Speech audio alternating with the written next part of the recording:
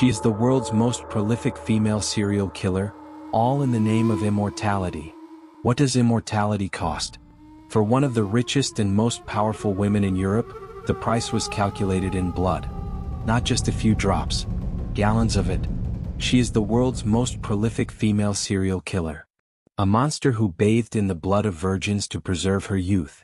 But is the story of Elizabeth Báthory, the Blood Countess, a true tale of evil?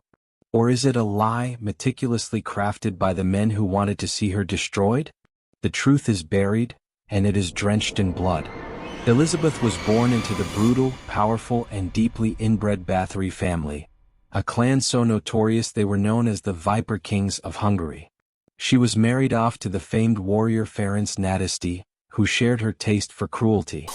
While her husband was away fighting the Ottomans, Elizabeth ruled their vast estates with an iron fist. And it's here the stories begin. Whispers of cruel punishments for minor servant mistakes. Of a woman with a terrifying, unhinged temper.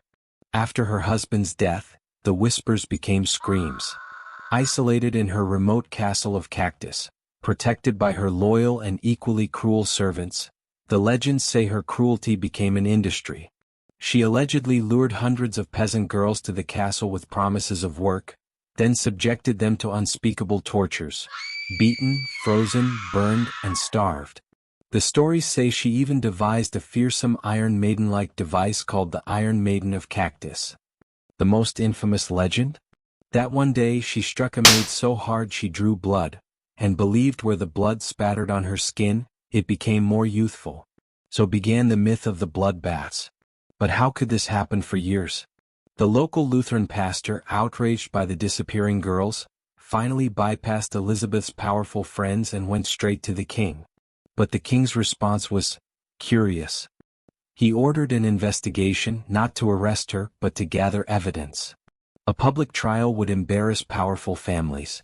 So, he had her servants arrested and tortured. Under torture they confessed to everything. The king's verdict? Her servants were executed. But Elizabeth, the mastermind, was too noble to kill. Instead, she was walled up alive in her own castle. She died in that darkness 4 years later. But here's the shocking twist. The king immediately seized all of her vast lands to pay his debts to the Habsburgs. No body was ever produced. No evidence was ever presented against her in court. The primary witnesses were tortured into confession. So what is the truth? Was she a psychotic murderer? Absolutely possible. Her family had a history of mental illness. Or was she a formidable, wealthy widow who posed a threat to the king? A woman whose elimination was perfectly disguised by a campaign of monstrous propaganda? Elizabeth Báthory was never proven guilty in a fair trial. Her story is a perfect, terrifying Gothic cocktail. A powerful woman, blood, sex, and politics. We will never know the exact truth. And perhaps that was the point. The Blood Countess remains exactly what they needed her to be. A legend, a warning, and a convenient ghost.